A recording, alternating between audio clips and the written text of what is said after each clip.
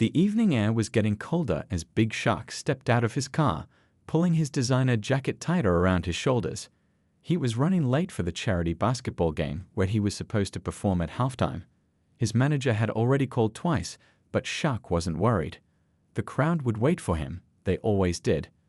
As he walked down the street, his attention was caught by an old man sitting in a doorway. There was nothing particularly unusual about seeing someone homeless in this part of town, but something made Shaq slow down. Maybe it was the way the man sat, back straight despite his circumstances, or perhaps it was the faded military jacket he wore, patches still carefully sunburned despite the fraying edges. Shaq had planned to walk past, maybe drop a few bills in the cup beside the man. That's what he usually did. But today, he stopped.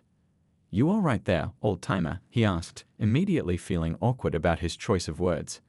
The man looked up, his eyes clear and sharp despite the weathered face they sat in. "Been better, been worse," he replied with a small shrug. Shaq nodded, shifting his weight from one foot to another.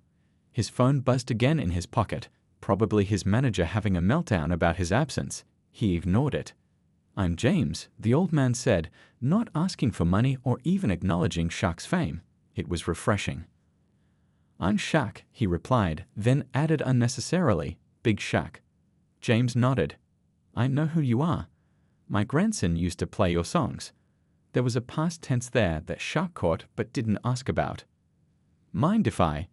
Shaq gestured to the empty space next to James. "It's a free country. That's what they tell me anyway," James said with a dry laugh that turned into a cough. Shaq sat down, ignoring the voice in his head that worried about his expensive pants getting dirty. He noticed James' hands. They were rough and calloused, but they had an odd grace to them. Workers' hands, his granddad would have called them. "You serve?" Shaq asked, nodding toward the military jacket. "Vietnam." "2 tours," James replied. "Long time ago now." "My uncle was there," Shaq said. It wasn't something he talked about much, especially not with fans or in interviews where everything was about his music, his style, his larger-than-life personality. James looked at him with new interest. "That so?" Shaq nodded. "Never talked much about it. Passed away when I was in high school." "We didn't talk about it much back then. Nobody wanted to hear it," James said, looking out at the street rather than at Shaq. "Different now. Got people thanking me for my service when they spot the jacket. Don't stop them walking by, though." There was no bitterness in his voice, just a statement of fact. Shaq felt something twist inside him. How many times had he walked past someone like James? "How'd you end up here?" The question came out before Shaq could stop it. "Sorry, that's none of my business." "It's a fair question," James replied. "Had a good life for a while. Worked as a mechanic, married a wonderful woman named Ruth. She got sick. Cancer. Treatment took everything we had saved. When she passed, I sort of lost my way." He didn't elaborate further, but he didn't need to. Shaq could fill in the blanks. Grief, maybe some PTSD from the war finally catching up, financial problems. "You got anybody? Family?" Shaq asked. James shook his head. "Ruth and I couldn't have kids. Got a nephew somewhere in Colorado, I think. We lost touch." Shaq's phone buzzed again. This time he pulled it out, saw 15 missed calls and a flurry of increasingly panicked text messages. The game had started 20 minutes ago. "You're late for something," James observed. "Yeah," Shaq admitted. "Charity basketball game. I'm supposed to be there right now." "Then go on," James said, making a shooing motion with his hand. "Don't let me keep you." But Shaq didn't move. Instead, he texted his manager. Something came up. "Not gonna make it. Donate my fee to the charity." He put his phone away, ignoring the immediate callback. "You hungry, James?" he asked. The old veteran looked at him with surprise. "You're missing your event?" Shaq shrugged. "There'll be other events. I'm thinking we could grab some dinner, talk some more. If you want." James studied him for a long moment, as if trying to figure out what the catch was. Finally, his weathered face broke into a small smile. "Been a while since I sat at a proper table." "Let's fix that then," Shaq said, standing up and offering his hand to help James to his feet. Neither of them knew it yet, but this simple dinner would change both their lives forever. The small diner was nearly empty when Big Shaq and James walked in. A few heads turned. eyes widening at the sight of the famous rapper in his flashy clothes walking alongside an elderly homeless man. The waitress at the counter did a double take but quickly composed herself. "Table for two?" she asked, already reaching for menus. "Somewhere quiet, if you've got it," Shaq said, noticing how James seemed uncomfortable with the stairs. She led them to a booth in the back corner. James slid into the seat carefully, as if afraid he might damage it somehow. His hands, Shaq noticed, remained in his lap, not touching the table. "Order whatever you want," Shaq told him, handing over one of the menus. "I'm starving." James studied the menu with care, his eyes moving slowly over each item. "Been a while since I looked at one of these," he admitted. "Everything's got so expensive."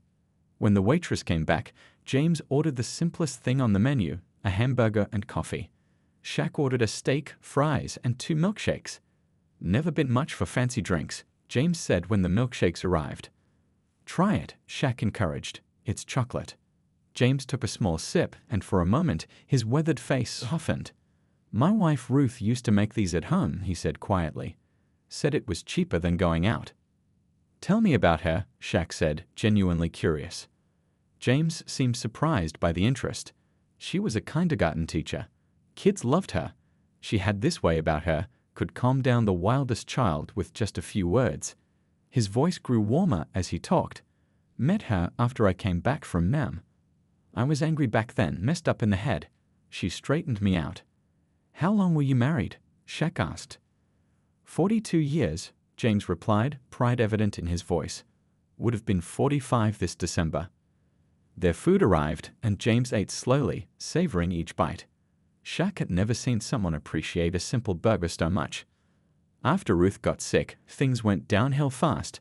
James continued between bites. "Cancer's an expensive enemy. Insurance covered some, but not enough. Sold our house, then the car. Used up the savings. In the end, I couldn't even afford to bury her properly." His voice cracked slightly, and he paused to take a sip of water. "I'm sorry, man," Shaq said, feeling helpless in the face of such grief. James shook his head. "After the funeral, I just couldn't get back on track, started missing work. The garage where I'd been a mechanic for 30 years had to let me go. Can't blame them, I wasn't showing up. Then the apartment went. Been on the streets about 3 years now." "No help from the VA?" Shaq asked, referring to Veterans Affairs. "Paperwork," James sighed. "Lots of paperwork. And you need an address, phone number, all that. Hard to manage when you're sleeping under bridges." Shaq nodded, thinking of all the hoops his own grandfather, also a veteran, had to jump through for his benefits. "What did you do before?" Shaq asked. "I mean, besides being a mechanic." For the first time that evening, James smiled genuinely. "I made things. Wooden things.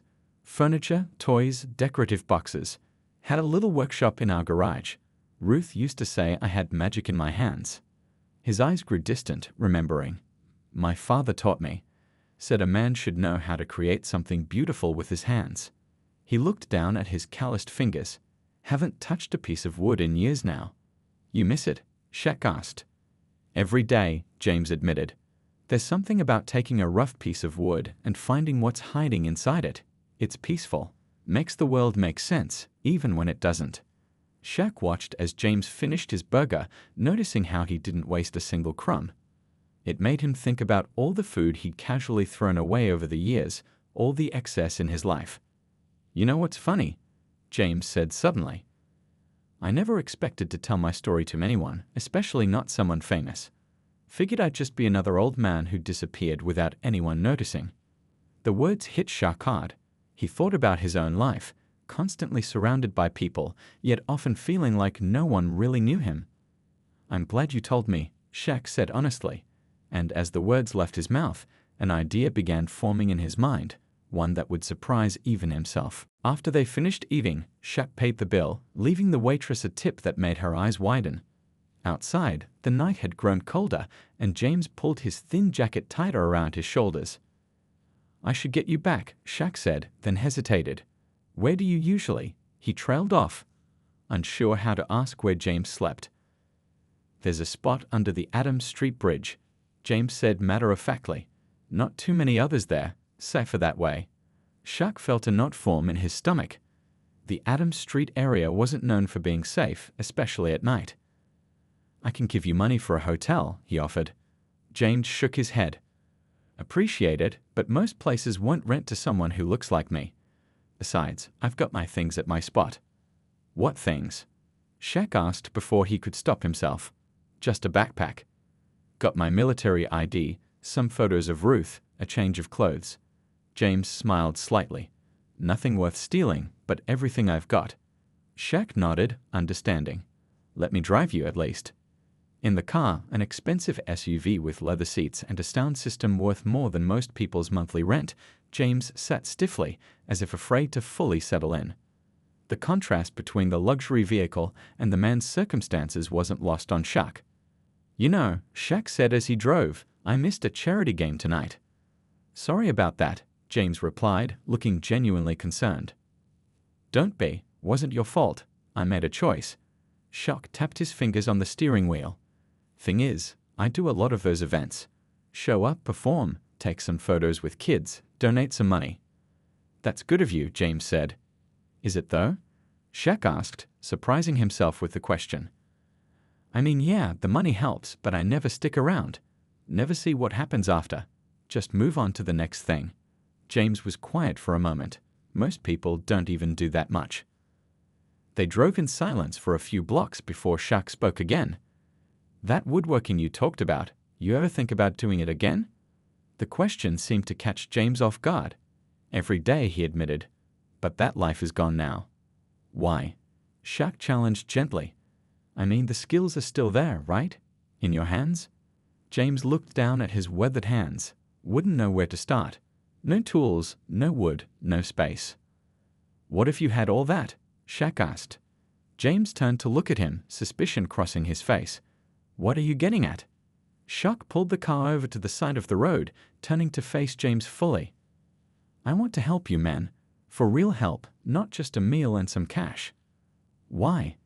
James asked, his voice guarded. "You don't know me." It was a fair question, and Shaq took a moment to find the right words. "My granddad," he finally said. "He was like you, served his country, worked hard all his life. When my grandma died, he struggled. If not for family, he might have ended up in the same spot." Shaq looked out the window, gathering his thoughts. "I've got more money than I know what to do with. Spend it on cars, clothes, stuff I don't need. But tonight, talking to you, it felt real, you know. Like maybe there's a better way to use what I've got." James didn't respond immediately, and Shaq worried he'd overstepped. "I don't want charity," James finally said. "Good, because that's not what I'm offering," Shaq replied. "I'm thinking more like a partnership. You've got skills I don't have. Knowledge. Experience." "And what would I do with this partnership?" James asked, curiosity replacing suspicion in his voice. "Create things again," Shaq said simply. "Beautiful things, like you used to. Things that make the world make sense." James looked out the window, and Shaq could see him wrestling with his pride, with the instinct to refuse help that had probably kept him alive on the streets. "Tell you what," Shaq continued, "let me get you somewhere safe tonight. A hotel I know that won't give you any trouble. Tomorrow, we can talk more. If you're not interested, no hard feelings. I'll drive you back to your spot." For a long moment, James was quiet. Then he nodded almost imperceptibly. "One night," he agreed. "And I want to hear more about this idea of yours." Shaq grinned, feeling more excited than he had about any project in years. "Deal," he said, putting the car in drive and heading toward the hotel. "And trust me, old-timer, you're gonna love what I have in mind." The next morning, Shaq sat in his home studio, staring at his phone. He'd dropped James off at a decent hotel last night, paid for a week in advance, and given him some cash for necessities. But now he needed to figure out the next step. His manager, Ty, was pacing back and forth, still upset about the missed charity event. "You can't just bail on commitments, man," Ty said, running a hand over his close-cropped hair. "People are talking. Social media's blowing up with rumors." "Let them talk," Shaq said, not really listening. An idea had been forming in his mind since last night. "You're not hearing me," Ty insisted. "We've got the tour coming up, the new album drop. We need positive press, not questions about your reliability." Shaq spun his chair around. "What if we try something different?" Ty stopped pacing. Different how? Something real, Shaq said. Not just another staged photo op or charity event where I show up for 10 minutes. He picked up his phone and pulled up the notes he'd made after dropping James off. I met someone yesterday. Vietnam vet, homeless for 3 years after his wife died. Guy's a skilled woodworker, or used to be. Ty's expression shifted from annoyance to curiosity. And I want to help him. Not just with money, but really help him get back on his feet. Shaq leaned forward. What if we document it? Share the story? Ty sat down, thinking it over. Could work. People love that kind of thing. Celebrity helped homeless vet. But it would need to be authentic. That's what I'm saying, Shaq insisted. No scripts, no staging. Just the real deal. After more discussion, they agreed on a plan. Shaq would post a simple video explaining his encounter with James and his desire to help. No fancy production, just Shaq talking directly to his followers. That afternoon, Shaq sat in his living room and recorded the video on his phone. No filters, no perfect lighting, just him speaking from the heart. Yesterday, I missed a charity game. Some of y'all are wondering why, he began. Truth is, I met someone who changed my perspective. His name is James. He's 68 years old, served 2 tours in Vietnam, and has been homeless for 3 years. Shaq paused, gathering his thoughts. We had dinner, and he told me his story. Lost his wife to cancer, lost his home paying medical bills. But here's the thing, he's not asking for handouts. Man's got skills, dignity, wisdom I could learn from. He looked directly into the camera. I've decided to help James get back to doing what he loves, woodworking. Not as charity, but as a partnership. I'm going to document this journey, share it with you all. Not for likes or views, but because I think we could all learn something about resilience, about what really matters. Shaq ended the video with a challenge. Next time you pass someone on the street, someone you'd normally ignore, try seeing them. Really seeing them. You might be surprised by who you meet. He posted the video without showing it to T first. Within an hour, it had been shared thousands of times.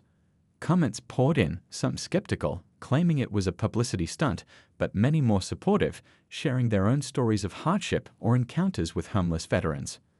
By evening, several veteran support organizations had reached out, offering resources. A local woodworking supply company messaged about donating tools. Even some of Shaq's celebrity friends were messaging, asking how they could help. Sitting in his hotel room, James watched the video on a new phone Shaq had given him. His hands trembled slightly as he read the comments, overwhelmed by the response. When Shaq called to check in, James's voice was thick with emotion.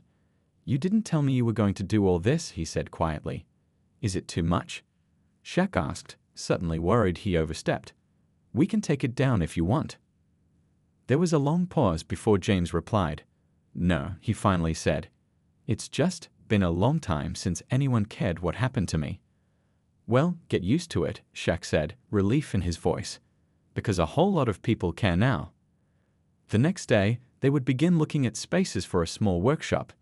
Neither of them knew it yet, but the video was just the beginning of a journey that would change not only their lives, but the lives of many others. 3 weeks later, Shaq pulled his car into a small industrial area on the edge of town. James sat in the passenger seat, looking out the window with curiosity.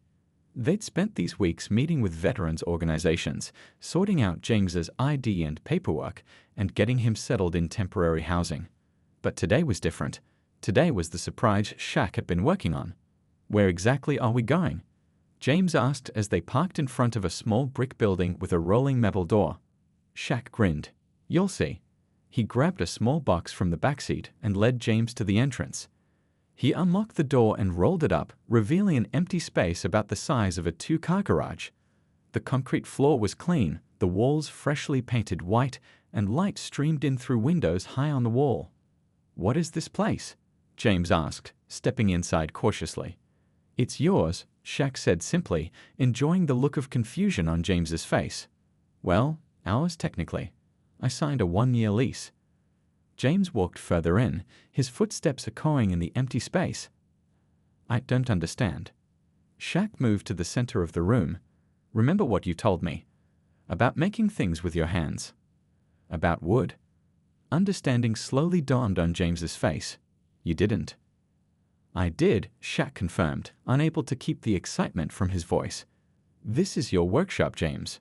James shook his head in disbelief. But there's nothing here.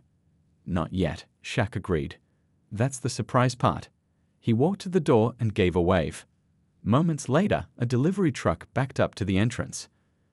Two men jumped out and began unloading wooden workbenches, shelving units, and stacks of boxes. What's all this? James asked, his voice barely above a whisper. Tools, Shaq explained. Wood, everything you need to get started again. The deliveryman set up the workbenches against one wall, assembled the shelves, and stacked the boxes neatly in the corner. When they left, Shaq handed James the small box he'd been carrying. One more thing, he said. James opened it with trembling fingers. Inside was a set of hand-carved woodworking tools, chisels, a small plane, and a delicate carving knife, each with a wooden handle polished to a warm glow. These were my grandfather's, Shaq explained. Found them in my mom's attic. Haven't been used in years, but I had them professionally restored. James ran his fingers over the tools, tears welling in his eyes.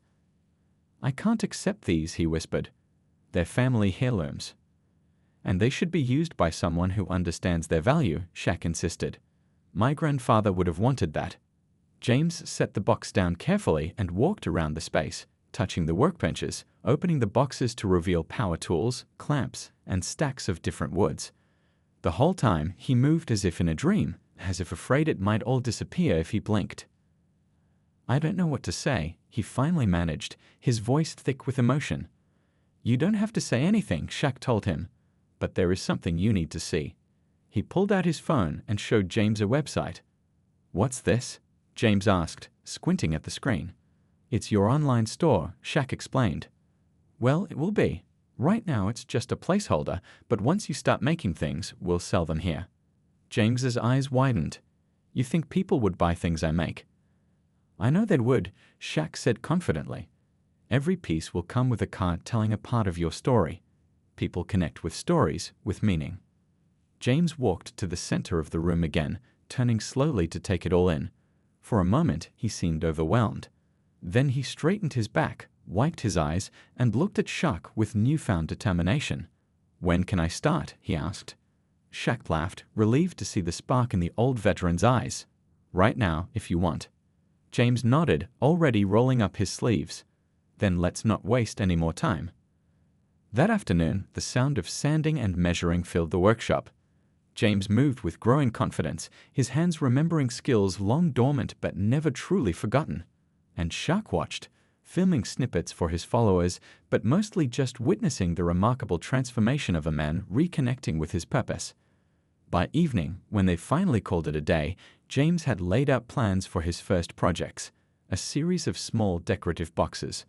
As they locked up the workshop, he paused in the doorway. Thank you, he said simply, not just for all this, but for seeing me when no one else did. Shaq nodded, understanding the weight of those words. That's just the beginning, old-timer. Just the beginning. 6 months passed in a blur of sawdust and purpose. The small workshop had transformed, not just with the addition of completed projects lining the shelves, but with the energy that now filled the space. James arrived each morning before dawn and often had to be reminded to leave at night. You need to rest too, you know, Shaq told him one evening as James carefully sanded the edges of a jewelry box. Can't help it, James replied, his eyes never leaving his work. My mind gets quiet when I'm working. No bad dreams, no worries. Shaq understood. He felt the same way in the recording studio sometimes, when the right beat finally clicked into place. The online store had taken off beyond their expectations. James's first few pieces, small decorative boxes with intricate carvings, had sold within hours of being listed. Now he was working on larger pieces, coffee tables, bookshelves, and custom picture frames. What made the items special wasn't just their craftsmanship, though that was exceptional. It was the story that came with each piece, a small card that shared a fragment of James's journey from Vietnam to homelessness to renewal. Customers would share photos of their purchases online, often with emotional messages about how the story had touched them. Today, James was finishing a rocking chair, his most ambitious project yet. His hands, once unsteady, now moved with confidence over the curves of the armrests. Had a call from Dr. Wilson at the VA, Shaq mentioned, watching James work. He said your last checkup looked good. Blood pressure's down. James nodded. Feel better than I have in years. It wasn't just the physical improvements. The nightmares that had plagued James since Vietnam had eased. The constant anxiety of street life had faded. In its place was something neither of them had expected, a growing sense of peace.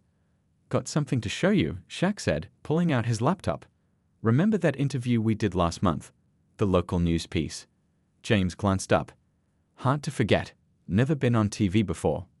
Shaq opened his email and turned the screen toward James. It got picked up by the national news. They want to do a follow-up story, more in-depth. James set down his sandpaper, wiping his hands on his apron. Why would anyone care about an old man making furniture? Because it's not just about the furniture, Shaq explained. It's about second chances, about not giving up. James considered this, then shook his head. It's your story they want. The famous rapper helping a homeless vet. Makes for good TV. No, Shaq insisted.